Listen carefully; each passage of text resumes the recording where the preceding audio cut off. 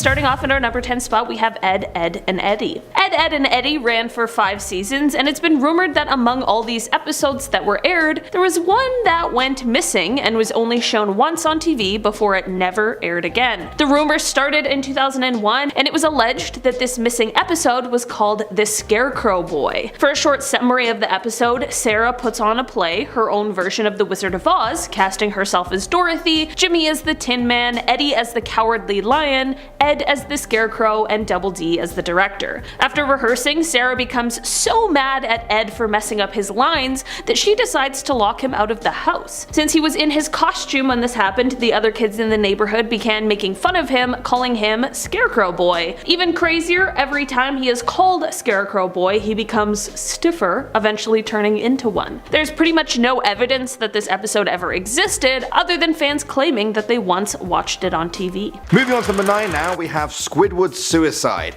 Even if you've never watched an episode of SpongeBob SquarePants before, you probably recognize Squidward as a character from the show.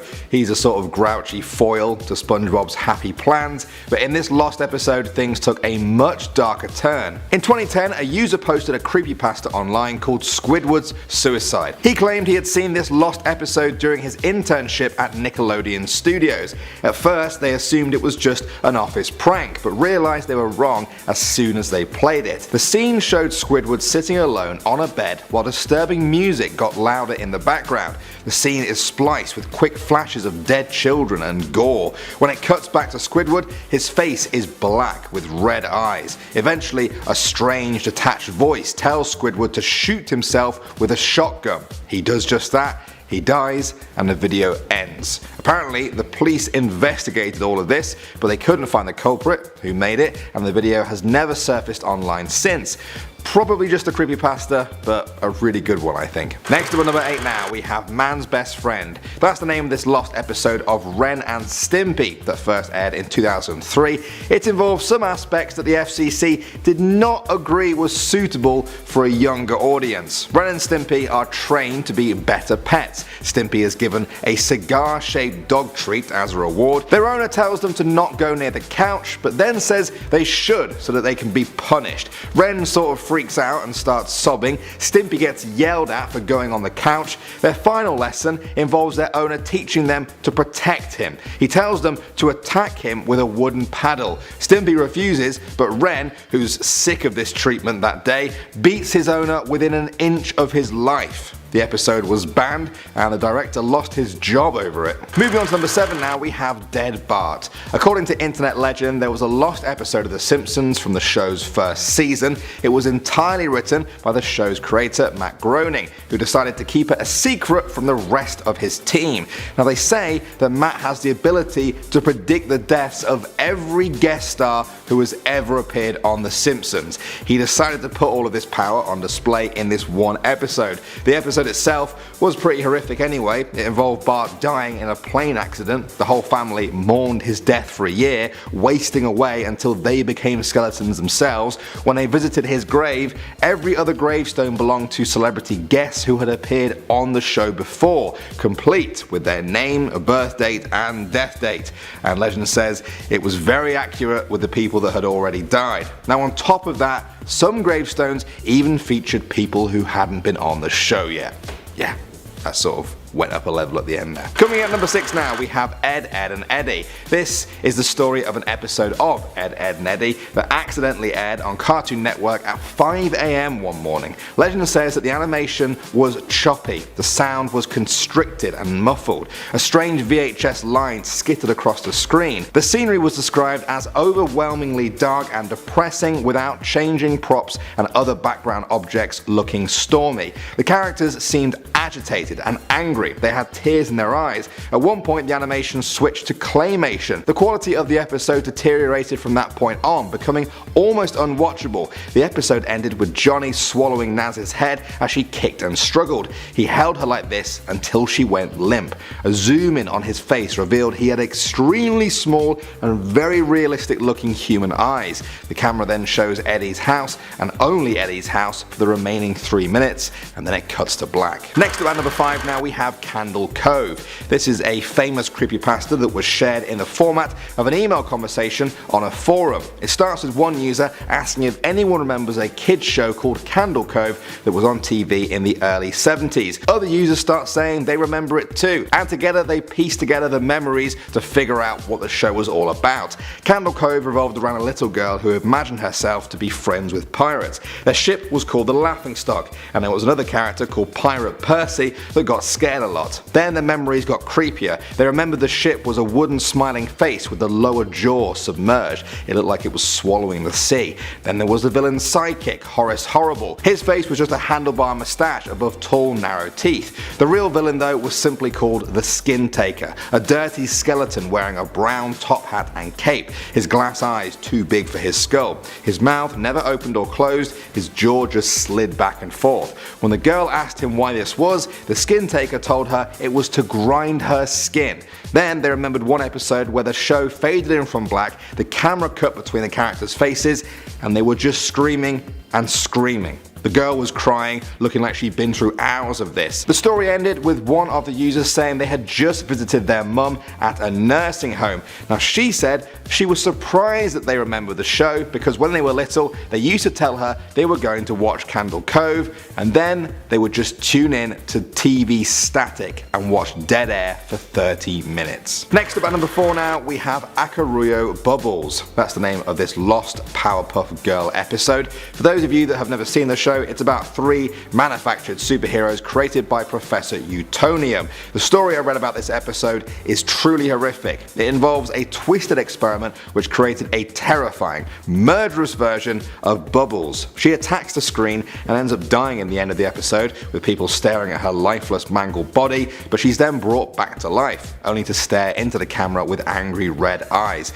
She breathes heavily, the sound gets louder, and then the episode ends in darkness. I've summarized all of that there. The full story is honestly a lot more graphic, detailed, and kinda confusing. The actual episode hasn't even surfaced. Moving on to number 3 now, we have Tom's Basement. This is said to be the name of a lost Tom and Jerry episode from many years ago. Something seemed different right away in this episode. Tom's owner was being physically abusive to Tom, stamping on his tail and telling him to never go down to the basement. Tom and Jerry end up scrapping in their normal way for a while, with Tom getting pretty beaten up. Jerry pushes Tom to the basement door, and when his owner sees him there, he goes ballistic. He screams at Tom in a rage. Jerry appears to take pity on Tom and ends up stabbing the owner repeatedly in his leg. Tom opens the basement door and they carry the owner's body down the stairs. They find dozens of other human bodies there, all showing signs of violent deaths. They shake hands, seemingly pleased that they'd stopped this serial killer, but then an evil look covers Jerry's face. He stabs Tom and throws his body onto the pile. The final scene shows Jerry putting up a for sale sign outside the house and laughing manically. Next up at number 2 now we have Doug's Real Life. Doug was one of the original Nicktoons on Nickelodeon. A few years ago someone shared a story online of them discovering a strange episode of the show that aired in 2005. It started with a normal intro of line drawings, but the characters never appeared. The lines continued as normal, reacting as if the normal characters were there. Doug wasn't narrating his writing like normal though. He just wrote in silence for about a minute before the screen faded out. It came back with large letters that said Doug's Real Life. The episode started with Doug eating breakfast while the screen flashed strangely. It starts again when Doug gets to school. The hallways were full of kids we'd never seen before. It cuts and we see Doug returning home and greeting his dog Porkchop. Another flash and Porkchop turned into a hunk of rotting meat. Doug's house looks decrepit too. He walks into the house and talks to invisible people. Another flash and Doug was with his family eating dinner.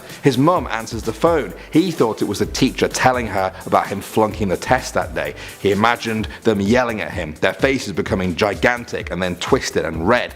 The screen flashed back to the empty house. Doug was alone, crying and apologizing to an empty room. He went to his bedroom, which was empty except for a book and a pencil. He started writing. This time his voice was narrating. He said, "I can't tell which one is real." And finally, at number 1 now, we have Not Long Enough. This is supposed to be a lost episode of Futurama, one of my favourite shows of all time. The episode starts with Fry, Leela and Bender making a delivery for Planet Express. The planet they land on only has one single house surrounded by empty, desolate fields on all sides. A grotesque alien answers the door. He takes a box from them, he opens it, pulls out a knife and stabs himself. The crew don't react at all. They simply walk back to the ship in silence. They return to Earth to find New York deserted. Fry walks to the cryogenics building where he had been frozen and begins to cry. He steps inside one of the pods and sets the time to the distant future. The screen fades to black, and when we return, we see that the machine has stopped working.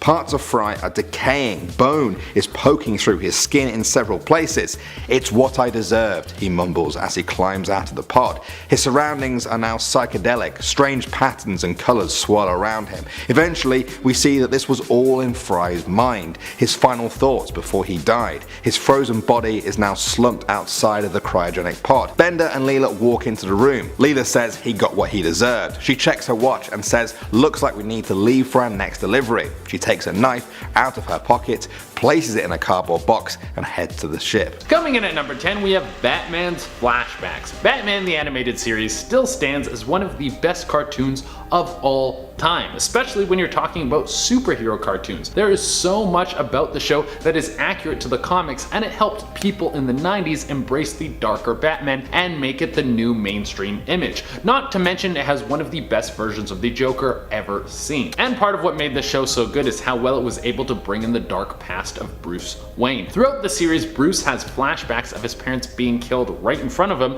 and how he feels a great pain because he wasn't able to save them. I mean, Bruce, you were just a kid. I don't think you should let that weigh on your soul. What were you supposed to do? Disarm a dude with your 10-year-old self? But watching a grown man deal with the very harsh reality that his parents were killed right in front of him and that he was unable to save them is pretty heavy for a kids show, and that is why it is perfect for this list. Also, who needs therapy when you got billions of dollars, a fear of bats, and Superman is your best friend? In our number 9 spot today, we have Inspector Gadget. In the show Inspector Gadget, we never see the evil Dr. Claw's face on screen. However, there's been a long-standing urban legend that we did see him at one point. In this one mysterious episode, we got a glimpse of his face, and that was later used as the inspiration for the action figure of Dr. Claw, which now shows his face. The creators knew this was a huge deal at the time, and when you went to buy the action figure in stores, they covered up his face in the packaging, so you had to buy it back in the day to see what Mr. Claw looked like. These days, you can just Google it and it'll be the first thing that pops up. His face is also briefly visible in the Inspector Gadget game for the Super Nintendo, but since the quality of the game was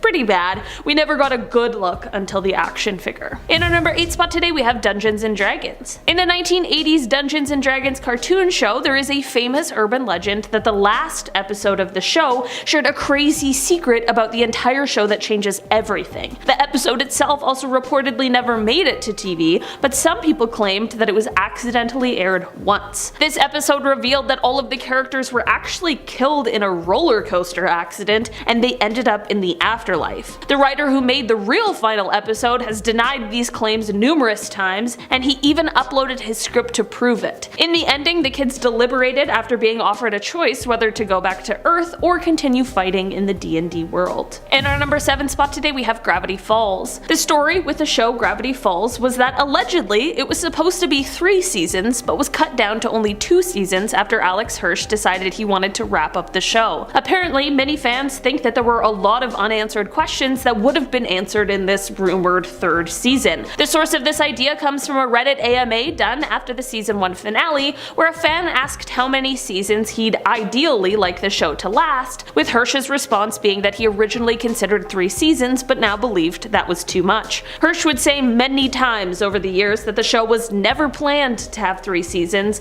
and blames the rumor on the fact that he was not allowed to announce that season 2 was the last season when he first learned so. In our number 6 spot today, we have Phineas and Ferb. Phineas and Ferb is one of those cartoons where there are so many strange theories, it's hard to know where to start. But the most insane one that I have ever heard of claims that Dr. Doofenshmirtz, the evil madman, is actually the father of Phineas. The main evidence is that Phineas and Doofenshmirtz both have the same shaped heads. Let's break this down. We know that Linda, Phineas's mom, and Doof actually dated way back, so not hard hard to assume that they could have birthed a child. The story is that the couple dated when they were both really young and eventually split up. Both of them go on to get married to other people and have kids with them. That explains Candace's father. After a few years, Linda either splits from Candace's dad and has a fling with Doof, or she cheats with Doof. Either way, it results in the birth of Phineas. Then, years later, she meets FERB's dad, they get married, and then they turn into one big family. In our number 5 spot today, we have Strawberry Shortcake. Okay, so basically this isn't necessarily inherently terrifying, but it's kind of crazy to see the power of rumors and how even while the truth is out there, some people will still believe falsities. Basically, this story has to do with Strawberry Shortcake and how there was some troll out there who claimed to be the niece of someone working for the entertainment company that makes the show. Basically, this person went on to spread a ton of rumors, mostly relating to season 4, that includes a ton of false synopsis, and they even manipulated some audio and released it as proof. In the end, this of course was bound to cause trouble, so people began trying to clear the air, and of course once the season was actually released, it was clear that this troll had just released a bunch of lies. In the end, however, despite all of the proof that these were false claims, there are many people out there who still choose to reject the truth and take these lies as reality. In our number 4 spot today, we have Mickey Mouse. So basically this is a legend that starts out 100% true. Basically it starts out saying that on September 1st, 1939, the BBC broadcast of the Mickey Mouse cartoon Mickey's Gala premiere was abruptly interrupted and ceased due to the sudden outbreak of World War II. That's terrible, and it's absolutely terrifying. The legend goes on to claim that after the war ended and when broadcasts resumed, that the episode was picked up in the exact same moment as when it had previously been interrupted all those years ago. That certainly would have been slightly symbolic, but also exceptionally eerie,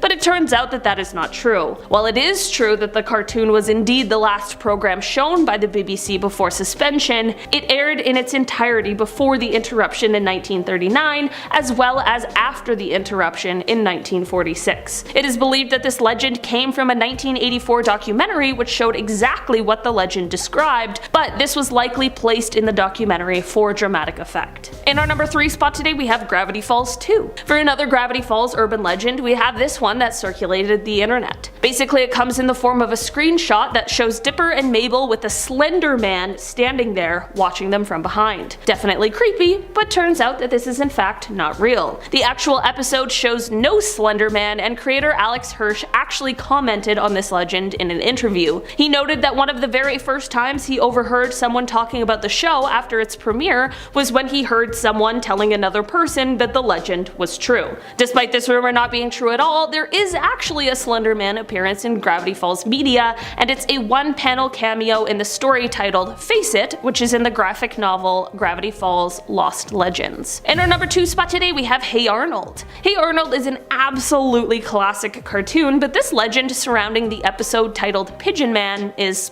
quite dark. Basically, in this episode, there's a character who is called the Pigeon Man, and the legend suggests that in the original ending of this episode, he takes his own life after finding his home destroyed. The legend continues on to say that Nickelodeon forced the writers to change the ending because they were worried it was too dark, and if this were true, I would certainly be inclined to agree. In the end, however, this legend was in fact debunked by the show creator himself, Craig Bartlett. That was never the intended ending, and I think that's probably a good thing. In the actual ending of the show, the Pigeon Man flies away with the pigeons, and because of this dark rumor, people speculate that this was actually his death, but that is also likely untrue because of his subsequent appearances later on. In our number 1 spot today, we have King of the Hill. King of the Hill had one episode that was subject to the internet's weirdest and darkest rumors. The episode in question is called Pygmalion. The episode as a whole is wild, and it's really dark and creepy, which is exactly why it isn't really a surprise that there's a dark legend surrounding it. Basically, in this episode, there's a character called Trip Larson who suffers from quite a few serious things, and he also inherited the Larson's pork products plant from his father. Long story short, he does some messed up stuff and ends up meeting a gruesome fate in the end.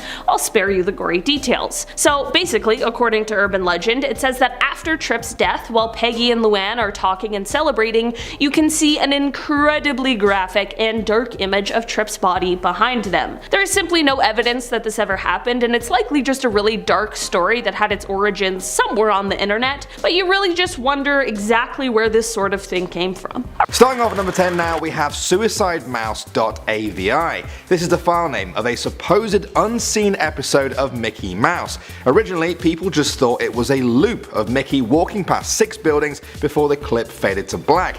He wasn't dancing or smiling, just walking, but other than that, it didn't seem too creepy. Everyone thought there was nothing after that, but when the clip was digitized, people noticed that it was a lot longer than they thought. After a long period of darkness, the clip actually returns to Mickey walking. There was now a gurgle cry in the background that got louder. Then the picture changed. We see the sidewalk go in impossible directions. Mickey's face curls into a smirk. His face then began to fall apart. His eyes rolled to the bottom of his chin like marbles in a fishbowl, and his smile crept up the left side of his face. The screaming noise continued until the 8-minute mark, and then suddenly stopped as it cut to the classic Mickey Mouse fade at the end of every episode, with what sounded like a broken music box playing in the background. The Disney employees who first watched this actually left the room and asked the security guard to watch to the end for them. Legend says they never know what happened at the end because the security guard killed himself soon after, right after repeating the phrase "real suffering is not known" 7 times. They say the file can still be found in the dark corners of the internet under the title suicidemouse.avi. Coming in at number 9, we have Mufasa dying.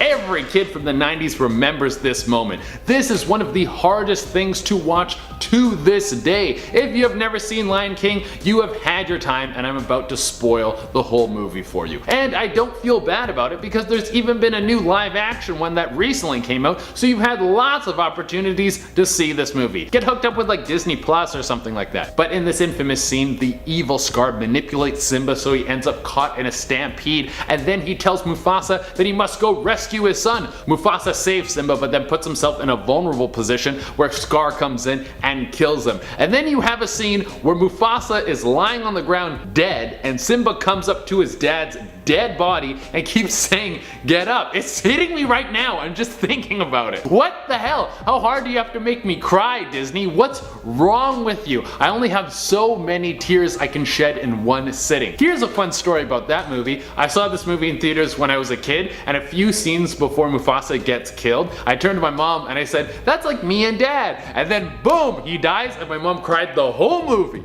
Who knew you could emotionally scar your parents? Coming in at number 8, we have Dexter Can See. Dexter's Laboratory is one of the best cartoons of all time, and it might have the best intro of any cartoon ever. That song is amazing. Every episode has Dexter using his big brain to whip up something to solve his problems, but of course he always makes things worse. And in one episode where Dexter wants to get rid of his glasses, he builds a machine to give him the best laser eye surgery possible. Now Dexter can see every last detail of the world around him, but the thing is, he can see too good. His vision is so perfect that the people around him look disgusting and deformed, and he can't even bear to look at his own family. Coming in at number 7, we have Teenage Mutant Ninja Creeps. In the classic TMNT cartoon, there was the tomboyish news reporter April O'Neil. Well, one episode she is invited to a fancy party at an embassy, and she decides that she's gonna get all spruced up for the event. So she does her hair and she gets a dress, and then she shows off her look to the turtles. Then all of a sudden the turtles start to get interested in her in a way that's a little more serious than friendship. In fun Saturday morning cartoon style, this is just a crush episode, but when we break down the cross-species sexual interest, it becomes